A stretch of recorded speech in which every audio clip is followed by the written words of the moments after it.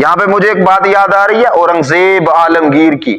یہ بڑا نیک بادشاہ تھا اورنگزیب عالمگیر، اس نے فتاوی عالمگیر لکھوائی. چلیں یہاں پہ ایک بات اور عرض کرتا ہوں، یہ بادشاہ بنا کیسے تھا؟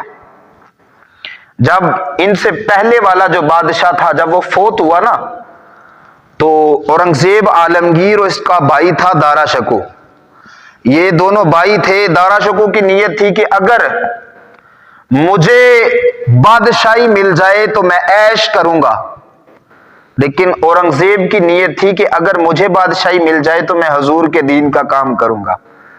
چاہت دونوں کی ایک ہے لیکن نیتوں میں فرق ہے. وہ کہہ رہا ہے کہ اگر مجھے بادشاہی مل جائے تو عیش کروں گا، لیکن اورنگزیب کہہ رہا ہے کہ اگر مجھے بادشاہی مل جائے تو میں حضور کے دین کا کام کروں گا. دارا شکو نا وہاں پہ ایک اللہ کے ولی، اللہ کے بزرگ رہتے تھے، ان کے پاس چلا گیا، بڑے مستجاب الدعوات تھے. ان کے پاس چلا گیا تو بزرگ اپنے مصلی پہ بیٹھے تھے. دارا شکو جب گیا تو بزرگ کھڑے ہو گئے اور دارا شکو سے کہنے لگے دارا شکو ادھر آ کے بیٹھو میری جگہ پہ. تو وہ آگے سے کہتا ہے کہ حضرت میں وہاں بیٹھنے کے قابل نہیں. دوسری دفعہ پھر کہا کہ دارا شکو تم مہمان ہو، میں کہہ رہا ہوں ادھر آ کے بیٹھو. وہ کہتا کہ حضرت میں وہاں بیٹھنے کے قابل نہیں. حضرت نے نا بزرگوں نے تیسری دفعہ پھر کہا اوے دارا شکو ادھر آ کے بیٹھ. کہتا حضرت میں وہاں بیٹھنے کے قابل نہیں. تو آپ فرمانے لگے چل پھر بیٹھ جا سامنے. خود اسی مصلی پہ بیٹھ گئے. جب وہ سامنے بیٹھ گیا نا تو کہنے لگے بتا کس کام آیا ہے؟ تو عرض کرتا ہے حضرت دل کرتا ہے کہ مجھے بادشاہی مل جائے، آپ کے در سے بادشاہی کی خیرات لینے آیا ہوں. تو حضرت مسکرا کے فرمانے لگے وہ تو تجھے دی تھی تو نے لی ہی نہیں. میں تو تجھے کہہ رہا تھا آ تخت پہ آ کے بیٹھ جا، لیکن تو خود ہی نہیں بیٹھا. میں تو تجھے بادشاہی دے رہا تھا، تو نے خود ہی نہیں لی. اچھا چند دن گزرے تو اورنگزیب بھی اسی ولی کامل کی بارگاہ میں چلا گیا.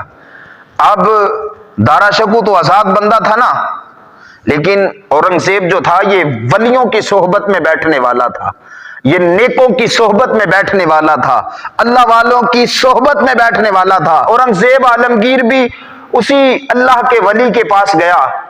تو جب اورنگزیب اس ولی کی خانقاہ پہ حاضر ہوا، اندر داخل ہوا، تو بزرگ پھر اٹھ کے کھڑے ہو گئے اور اورنگزیب سے کہنے لگے اورنگزیب یہاں آ کے بیٹھو، میرے مصلی پہ آ کے بیٹھو.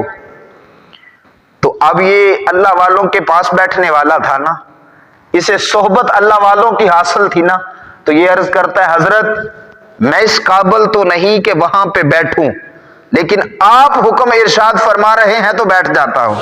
اورنگزیب آ کے مصلی پہ بیٹھ گیا. بزرگ سامنے بیٹھ گئے اور کہنے لگے اورنگزیب بتا کدھر آیا ہے؟ تو عرض کرتا حضرت دل کی خواہش ہے کہ اگر مجھے تخت مل جائے نا، اگر مجھے بادشاہی مل جائے تو پھر میں حضور کے دین کا کام کروں گا.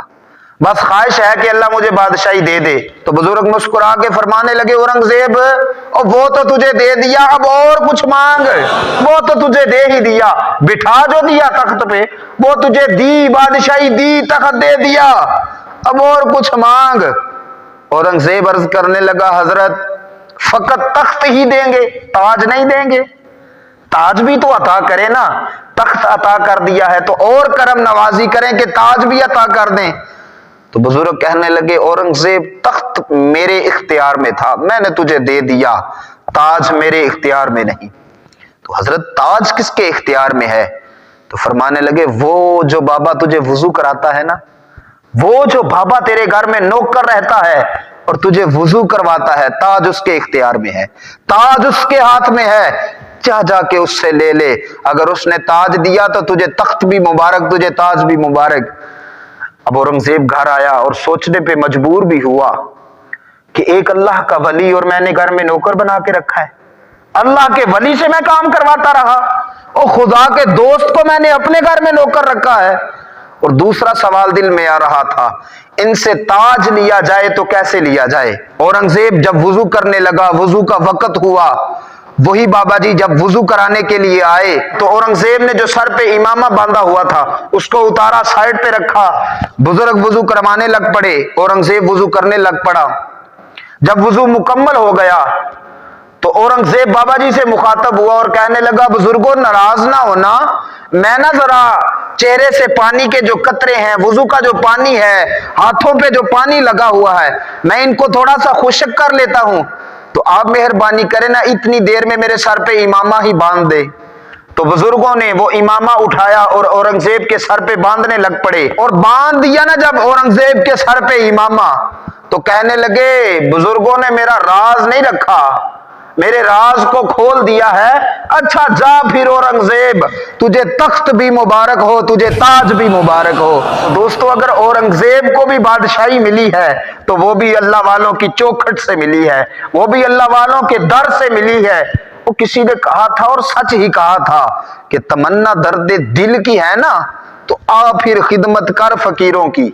اوے اگر کوئی دل میں تیرے آرزو ہے، کوئی خواہش رکھتا ہے تو پھر کہیں ادھر ادھر نہ جا، تمنا درد دل کی ہے تو آ پھر خدمت کر فقیروں کی، اس لیے کہ نہیں ملتا یہ گوہر بادشاہوں کے خزینوں سے، جو تجھے اللہ والوں کی چوکھٹ سے ملے گا وہ کہیں اور سے بھی نہیں ملے گا۔ تمنا درد دل کی ہے تو آ جا پھر کر خدمت فقیروں کی، نہیں ملتا یہ گوہر بادشاہوں کے خزینوں سے۔